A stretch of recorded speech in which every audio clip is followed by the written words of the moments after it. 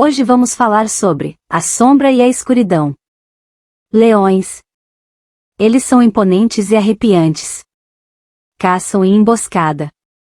De beleza extraordinária, possuem memória antropomórfica, dado que justifica a ação dos felinos que em 1898, atacaram diversos operários que trabalhavam durante a construção de uma ferrovia em Tsavo, região africana colonizada pela Inglaterra, acuada pelos franceses e alemães que também disputavam a dominância deste território que se transformou num palco para espetáculos ecológicos assustadores e sangrentos.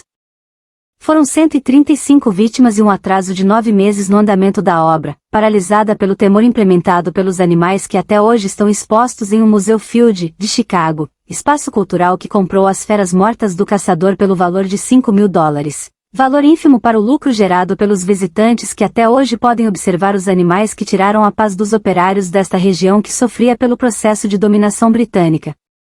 Tudo ia bem até que em março do mencionado ano, os leões começaram a atacar e colocaram a obra no mapa da mídia da época, haja vista a forma incomum que ocorriam os incidentes, história transformada em livro, material levado para o cinema como A Sombra e a Escuridão, em 1996. John Patterson, Val Kilmer e Charles Remington, Michael Douglas, são os protagonistas desta jornada de horror inspirada no material comentado anteriormente. Ao seguir para a região com a missão de supervisionar a construção da ponte que busca ampliar o tráfego por cima do rio Tsavo, Patterson jamais imaginou viver uma história de medo e pavor tão profundos. Sob a direção de Stephen Hopkins, A Sombra e a Escuridão é uma narrativa afiliada ao horror ecológico de luxo, comandado pelo cineasta com base no texto de William Goldman. Para alguns, os leões representavam uma figura demoníaca que impedia o progresso, por isso, as criaturas transformadas em monstros tinham em sua agenda comportamental em comum, predar seres humanos incautos, desnorteados pelos ataques premeditados e potencialmente perigosos. Remington é quem chega para colocar fim ao clima de horror, tarefa nada fácil de empreender. Ao longo dos 110 minutos da produção, a direção de fotografia de Vilmos Zsigmond mergulha o espectador na região queniana com muita eficiência, com uso de ponto de vista, planos abertos e movimentação de câmera devidamente calculadas para a tensão já desenvolvida no roteiro.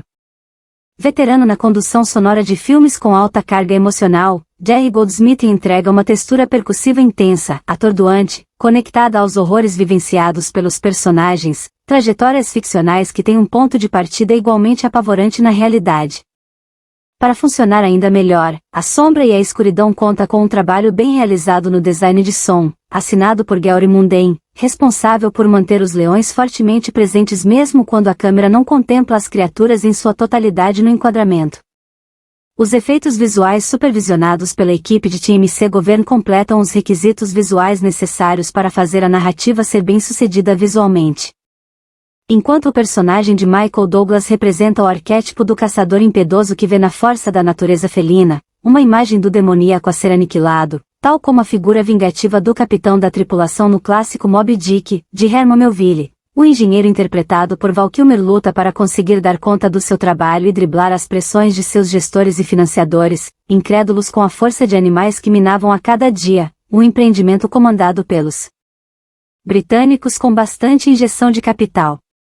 O poder da moeda abundante aqui não conseguia, até determinado ponto, dar conta das demandas subjetivas que envolviam aspectos sociais, culturais e políticos alegorizados pela presença dos leões que tocaram o terror na época, chamados de sombra e escuridão, monstros com potencial cinematográfico, orquestrado por uma boa equipe técnica e representado por um elenco competente de protagonistas e coadjuvantes.